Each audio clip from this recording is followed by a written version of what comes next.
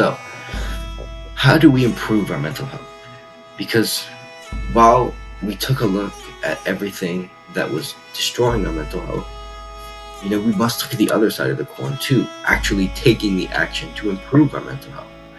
Not just quitting bad habits, but adding in new good habits to take their place. Because you can only get so far doing one, getting rid of bad habits, or starting good habits.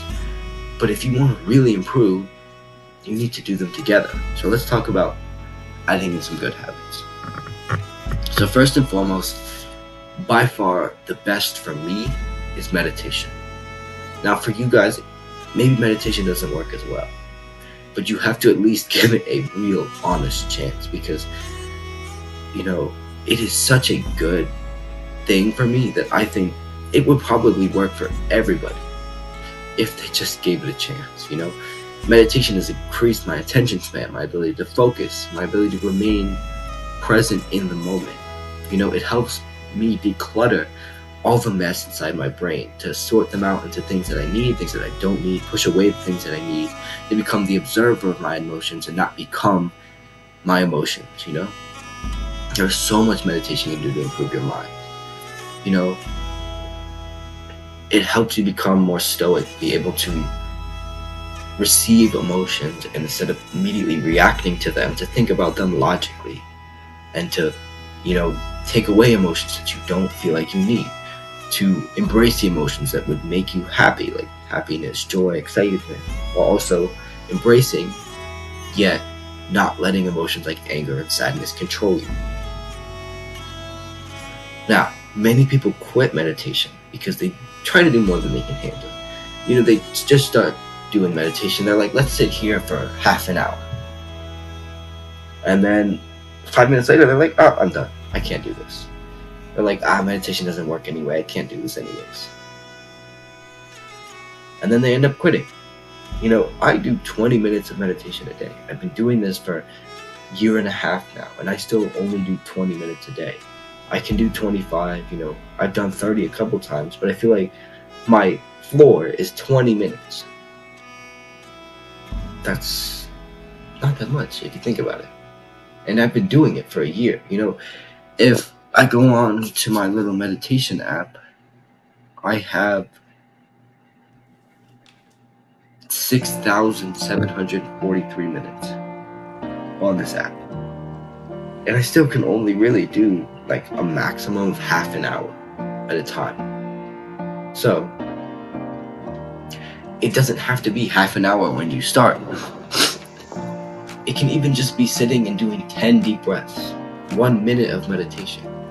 And even if that doesn't seem like a lot, that 1 minute, those 10 deep breaths, is still 10 deep breaths more than you did yesterday. It's still 1 minute more than you did yesterday. And it's the same thing, just slowly progressing the amount of time you're able to meditate. Doing 3 minutes after you do 1 minute, then trying 5 minutes, then 10 minutes, then 15 minutes. Going up and up and up. And if you miss a day, it's okay. Don't try and do more, don't try and overcompensate, because that's how you end up with times that you can't handle. You end up failing meditation, you say it doesn't work, and you quit. If you miss a day, just remember to get back on track and keep going. With this slow progression, you'll be able to be more mindful, you'll be able to be more present every day, just a little bit, but it'll be very noticeable in a very relatively quick amount of time. Now, for meditation, I use this app called Medito. It's completely free. It has a lot of different ways to meditate. They have an introduction course, they have guided meditation, and simply just meditation timers. They have timers from 3 to 60 minutes, so it's a great way to get started and to progress in your meditation. I've been using it for a year and a half, and it hasn't failed me. Next is gratitude journal. Gratitude journaling is a very quick and easy way to remember all the people and all the happiness in your day that people have made for you. It takes 5 minutes to do at most. I just do it before I go to bed. And all you really need is piece of paper and a pen. I have a journal with all the stuff in it, but you can use a paper, you can use a pen, you can use whatever. And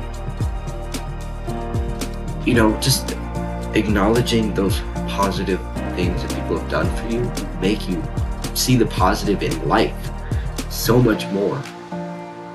And being able to be happy and be grateful when people do genuinely good things for you. And it's going to be tough in the beginning. You're going to be sitting there and you're going to be like, nobody did anything for me today. But take it seriously. Think to yourself, what am I grateful for?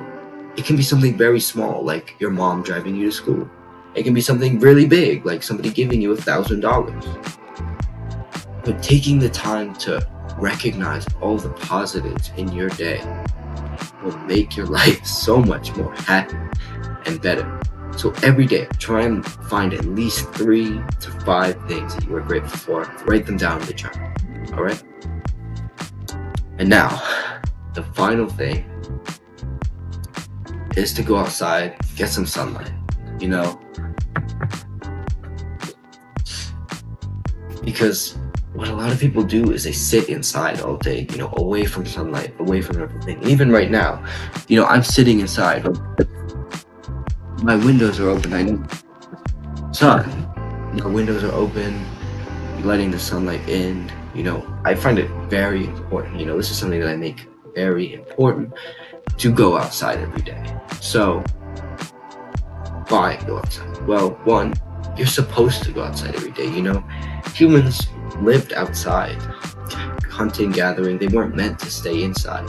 And I found that I get more depressed and more anxious when I'm inside all the time. But also when you go outside, the sun has a lot of nutrients that you can gain. And we talked about this earlier. You need that nourishment in order to have a clear mind, no brain fog. So doing things like going outside will be healthy. And playing outside is one of the things that I love to do, because not only are you going outside, getting sunlight, getting the nourishment from the sun, increasing your testosterone, everything like that, you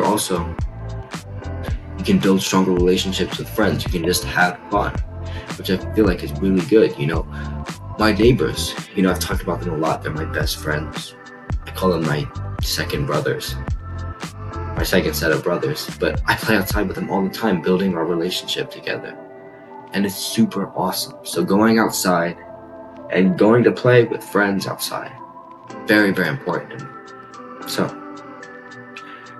try and do all these steps. Try and remember them and do them well. But remember, this journey in improving your mental health, this journey into improving your life, into self-improvement as a whole, is not something that you are going to do overnight.